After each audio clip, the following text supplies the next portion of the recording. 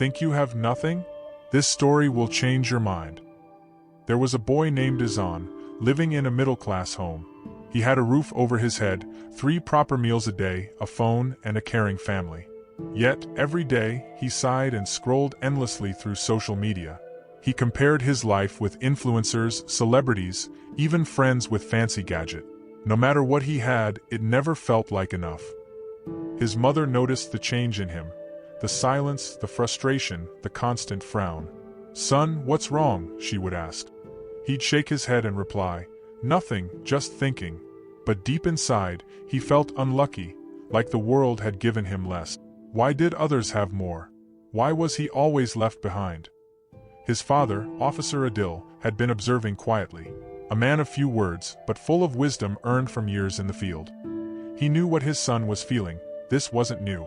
Comparison, discontent, the modern disease. But instead of scolding him, he planned something deeper. One evening, while Izan was ranting about a friend's new car, his father interrupted. "Tomorrow, you're coming with me." Izan frowned. "Where?" "Somewhere you'll understand what life truly means," his father replied. Izan rolled his eyes but nodded. He didn't have a choice. The next morning, they left early. No breakfast, no phones. They drove in silence for an hour until they reached a large, gray building. Izan looked up at the sign, Youth Rehabilitation and Shelter Center. His heart skipped a beat. "What is this place?" "This is where boys your age live. Those who had no options," his father said. Izan clutched his backpack tighter, confused and nervous. His father spoke to the officer on duty, who welcomed them. "You'll be staying here for a week," his father told him. "Learn what you can." At first, Izan was angry. How could his father leave him here? There were bunk beds, shared bathrooms, and no privacy.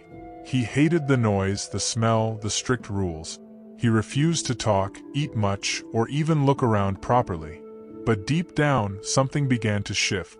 On day 2, he met Fahad, a boy who smiled despite the bruises on his past. Fahad shared how he lived on the streets after his parents died. He had slept hungry for days, picked garbage, and once begged in markets. Yet now, he was grateful for the shelter, food, and second chance. Izan couldn't believe it. How could someone be happy with so little? Every night, he lay on the thin mattress, staring at the ceiling. The cold, the noise, the shared space, it all felt foreign. But the stories he heard during the day, they stayed with him. He started listening more, observing more, and inside, a quiet storm began to calm. He began helping in the kitchen, serving food with the volunteers. He laughed with boys who had nothing, and yet gave everything in smile. He watched one boy write a letter to a mother who might never reply. Another stared at the wall, waiting for a father who never came. And still, they hoped, prayed, laughed. Izan finally saw what happiness was. Not wealth, not followers, but presence. The presence of love, of care, of someone waiting for you. Izan felt like he had aged emotionally. He had spoken less about things and more about people. He missed his mother's hugs, his brother's silly joke. Even the small scoldings from his father felt golden now.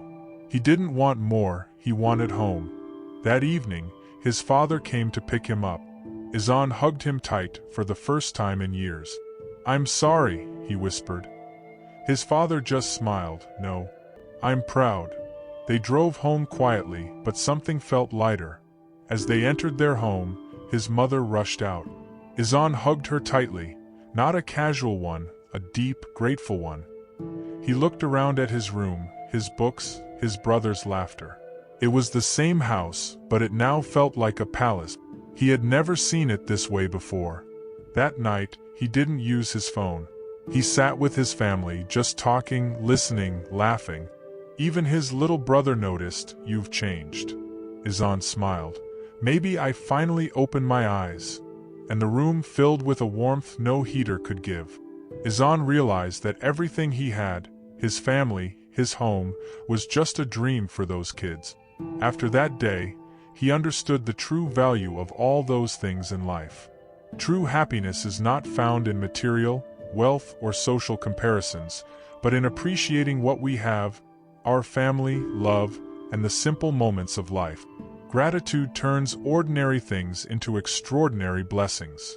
If you liked this video, make sure to give it a thumbs up and share it with your friends. Don't forget to subscribe to Story Tales and hit the notification bell.